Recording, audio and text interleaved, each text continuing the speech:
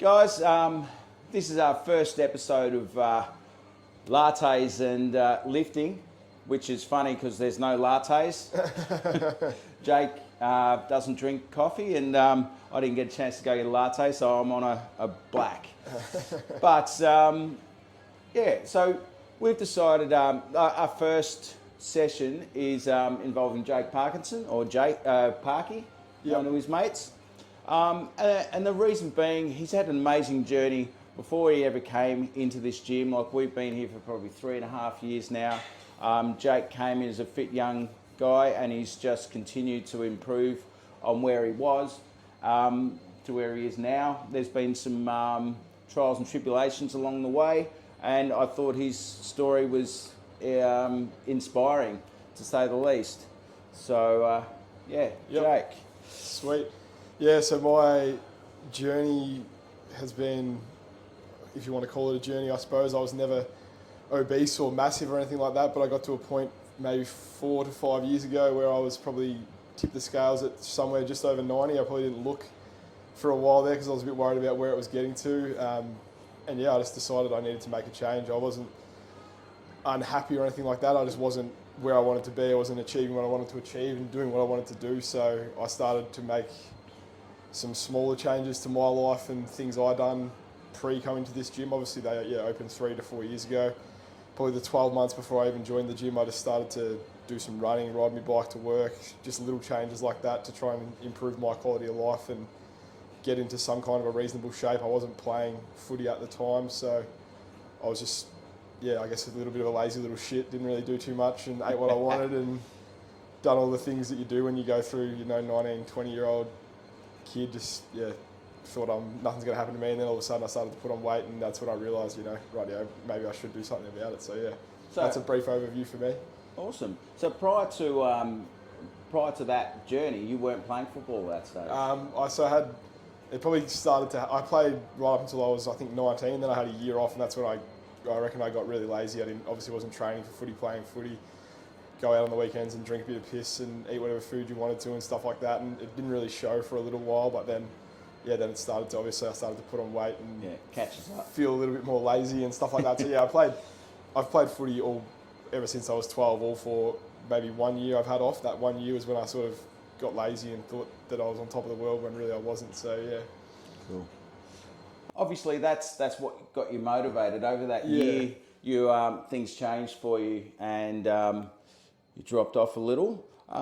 So what's been the most rewarding part of training? I think for me, like in the very start when I started to just do some running and stuff like that, I always wanted to get back to footy. Like I had just had a year off just to, I guess, see what it was like not to play footy for a year. I suppose I'd played from 12 to 19 or 12 to 20, and then I was like, I'll have a year off and see how that goes, and it didn't pan out the way I thought it would. But the first initial thing I done was a charity fun run, and that was really good. I went from 90 kilos and couldn't run a kilometre to, in the space of I think it was probably 8 to 10 months, running a 15, 16 kilometre fun run to raise money for the Royal Children's Hospital, which I think I was the 7th highest individual money raiser for the event, so that was really good. Awesome. And since then it's just sort of grown, I suppose. I still do a bit of running and stuff like that. Obviously with footy, it's a bit more based specifically on footy, but since I had done that run, probably maybe in the 6 months after that, I decided to join the gym and then go back to footy in, I'm not sure what year it was now, but I wanted to go back and play. So I went to play at Merrigan where my brother was playing. Obviously got fit and got myself able to play senior footy out there, and we ended up playing some senior footy together, which was really good. So that was I guess a little reward. It's the things along the way that like that you probably don't appreciate at the time as being a reward, but if you didn't do the work, then that probably wouldn't have happened. So that was some little things along the way so far. And then now I've come back in to play footy at Kai in the Golden Valley League, which is another step up again, and so far we're sitting second on the ladder, so that's another, I guess, a little reward. You don't sort of see that whilst you're doing it, but when you reflect on it now, that's another step up as well. So you were saying the other day when I was speaking to you that like to get into the first was one of your goals. Yeah, so I wanted to come back to play at Kai. Obviously they've been really successful the last few years. I wanted to come back and try and play some senior footy. Like they're the benchmark for all local footy really. They have been for the last few years, winning some grand finals and stuff like that. Obviously coming from back in from Merrigan back to Kai, which is my home club, was always going to be some challenges. Like we're still sitting second on the ladder now, so there's still a really good side, and I was coming from a lower level competition, but I just set my sights on getting a game. One game turns into 2 games, and hopefully, flow on from there. And at the moment, we're halfway through a season, and I've started to play some footy that I thought I could play at the start of the year. So it's been pretty good. Yeah. So have you found like strength training and weight training has contributed to some of those goals? I think as a young fella, like pre me having the year off footy, it didn't really faze me too much. You're probably naturally a little bit stronger when you're 17, 18, 19, your testosterone's flowing and stuff like that, and you naturally feel like you can take on anyone. And then I had that year off and went from 90 kilos probably to low 70s, like really light. And the first sort of year back, I was probably still in the 75 kilo range, which is pretty light for senior footy as a young fella. And I sort of noticed I wasn't playing horribly or anything like that, but I was just getting pushed around a little bit too much. So I thought the best way to avoid that happening in the future and ongoing was to get into the gym and do some strength training and stuff like that, put on a little bit more weight. Obviously, put weight back on was sort of going against what I originally went out to do, but I knew if I put on the weight properly, then I wasn't going to look like shit and I wasn't going to feel like shit and stuff like that. So it's definitely helped. Like I'm obviously feel fitter, stronger. It's probably helped my agility and speed and stuff like that. I'm never going to have a good vertical jump, so I don't know if I'll ever improve that. But everything else has sort of definitely improved off that, like my running abilities and stuff like that as well. So it's been good. And you've sort of had an injury a couple of years back, or was it a year and a half ago? Yeah, probably. I reckon it was probably with last year off. It was probably nearly 2.5 years ago, maybe now. I went over on. I've been blessed, I think, genetically with pretty shitty ankles, and I went over on one of them pretty badly. Yeah, probably, I reckon probably 2 and a bit years ago now with that last year off, and set me back. 4, 5, 6 weeks, and I was told at the time I could have surgery and repair it, and then it will probably get damaged again, and I'll continue to damage it, or I can just leave it as it is, get everything else in each limb as strong as possible, play with tape and stuff like that, and then get it fixed properly once I finished with footy. So it wasn't a massive setback like a knee or anything like that, but it was still 6 or 7 weeks out of a season when I felt like I was just starting to get back to doing obviously what I love, playing footy and doing it well. So it was a little bit frustrating, but I spent countless times out in the gym just doing single leg things and little exercises I was given by the physio and stuff like that, which they seem like nothing. You don't raise a sweat doing it, but they played a part. And ever since I've gotten back, I've rolled the other ankle once, and the one that was bad has been pretty good. So if you put in the time doing the shitty little physio boring exercises, I shouldn't say that because they're not shitty, they do their job, but they seem to be a little bit boring from time to time, but they do help. One of the big things that I'd say, some of the best athletes in the world, it's because they're good at the boring shit that they're as good as they are.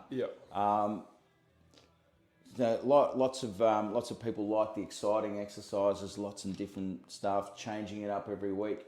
But one thing I've noticed with you is from the time you walked in, we gave you a program. I think we added to that program just a couple of, we went from a 2-day up to a 4-day program at one stage. But basically you followed the same program, give and take, for the last, ever since you started here. Yeah, pretty much. So that's been an amazing thing. How have you found that? I think at the start, like I hadn't ever really trained in a gym when I first signed up to a gym, so I obviously had no idea what I was really doing. I knew that, lifting weights would make you bigger and stronger and stuff like that, but I didn't know what movements done what and stuff like that. But in terms of my program, like we started off with pretty basic because I was fresh and green in the gym. I didn't really know what I was doing, and just expanded on that ever since. But I think part of my reason why I've been able to get myself fit and maintain it for the last, probably 4 to 5 years now, I guess, from the start to finish, maybe even closer to 6, I'm not too sure, is because I've just stuck to what I know works, basic stuff, never tried to overcomplicate it, and never gone 1 week doing this exercise, then throw this one in, then chop it out, and then throw another one in, then throw this one in, then throw that one in. I just keep doing what I've done the whole time. Occasionally I'll throw in a new exercise or something like that for a bit of variety to mix it up, which I think everyone sort of has to. But I think when you chop and change month on month, week on week, then you don't really see the results over 6 to 12 months. You might feel like you have sore muscles the next day or week, but then in six weeks' time, because you changed exercises 4 or 5 times, then you're not really getting anywhere. Yeah, I think you've hit it right on the head there. I've been sort of looking at lots of questions and reading about consistency and changing it up over the last couple of weeks, coming up to this, thinking about, what to talk about and so forth. Yep. And yeah, it's so many, it's like the idea of chopping and changing. It's, you can get that pain, or, those DOMs and so forth. And it's lots of people, search for the hurt or chase that pain. And it's not an indicator of a good workout. It's not an indicator of building muscle. It's just an indicator of damage. And because you haven't used muscles in a certain way or certain muscle groups, you cause damage to them, you get that pain, and it's like, okay, I've had a great workout. But it's what you've done, that consistently showing up, doing the same things over and over, that build that strength and for I guess bulk. I mean, you've definitely bulked up a lot. But the beauty of it is, like, you're still very, very lean. So you've got the muscle, but you're not carrying any extra. So all the tissue on your body, and this is what people get a little bit crazy about. It's like, I've got to be this weight because I'm going to perform best. It's like, well, if all the tissue on your body is active, unless we're going to extremes, it should be helping you, not holding you back. I think as a whole journey, like, I think I reckon I nearly got back to 70 kilos, which at the moment I couldn't picture myself like that, but I did get there at some stage, and everyone sort of wondered what was wrong with me. But I think now to put the weight back on, I wasn't ever worried about putting the weight back on, because I guess my natural weight when I was 90 wasn't my natural weight. When I was 70 was probably like not my natural weight either. It was well below. And I felt that when I was getting pushed around and stuff in my first year back at footy. But to put it back on and not worry about the scale so much, like, I jump on the scales every now and then, but I'm not too fazed by it. It's more so I go by how I look, how I feel, how I'm comfortable, how I'm recovering, how I'm performing as well, obviously, is a part of it. But I don't think if I'm 82 kilos, I'm going to perform better than if I'm 79, or if I'm 85 kilos, I'll perform better if I'm 80. Like, it's not about that. Like, every day you wake up and the weight's different. But to get yourself into a fit and consistent state, it does take time. Like, you couldn't just do it overnight. And for me, getting here now is, I guess, starting to show the rewards. I've come back to Clyde to play footy and have played a handful of senior games so far, and hopefully play a few more in the back end of the year, which will be another goal, I guess. Just keep performing week on week to earn my spot and hopefully hold it going forward. So how do you feel compared to the first day you started? Yeah, it's an interesting question. I think, like, the first day I started, I was probably like really light. Came in here and I was like, lifting, might have been bench pressing like 40 or 50 kilos and being like, I feel like I'm on top of the world and stuff like that. Like, I'm smashing this out. I'm almost at the bench press and my body weight, stuff like that. But in terms of how I feel, like, is a fitness and well-being stuff, I feel like now I'm in probably the best phase or position I've ever been in my life so far. Like, physically I feel well, like my mental well-being and stuff is good because I'm in a good routine. I come in here, and if I've had a long day at work, or if I'm having a tough morning at work, come in here on my lunch break and blow off some steam, or if it's been a long day, come in here afterwards, blow off some steam, and then go home with a clear headspace and stuff like that. So I think from when I started my whole fitness journey, when I was a bit overweight and a bit unmotivated, to now, it's two probably completely different people. Like, I still have my same friendship groups and stuff like that, but even people I talk to now, like, sort of like, you've done, like, over the space of 4 to 5 years, you completely changed the way you are and your habits and stuff like that, which is, I guess it's a compliment as well, because, like, I was a little, like I said, a lazy little shit at times, and now I'm pretty consistent. I'll get up and, walk the dog, and then I'll come and have a gym session during the day. If it's a footy day, I'll have a footy training, play on the Saturday, recovery on Sundays, and then cycle through the routine again. So it's just, I think it's all about a routine that works, finding that balance. You might not find it straight away. It might take you a month or two. And then just putting things in place that work for you. So for me, getting up every morning at 6:30 and taking the dog for a walk when it's freezing cold seems to be the best way I start my days.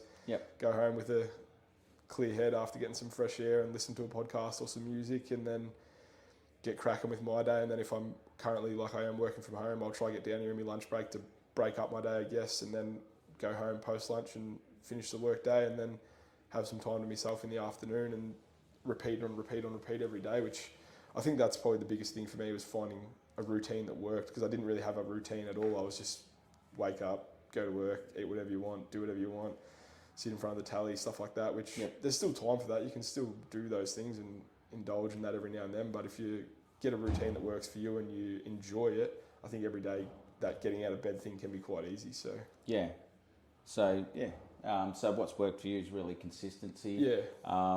And working out what fits your life rather than trying to just suddenly jam something in there for a short period of time. So it's consistency. It's definitely worked.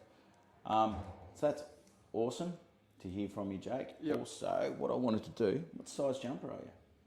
Probably a medium, I reckon now. Might have been a large 5 or 6 years ago. Yeah.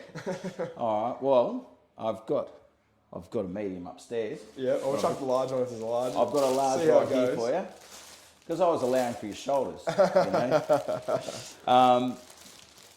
Thanks for coming in, being part of our first little episode of Lifts and Lattes. No worries. And we'll be putting another one together in 2 weeks' time. Yep. No worries. Thanks, guys. MPWO Health and Fitness, Jake Parkinson. Thanks for joining us. Thank you.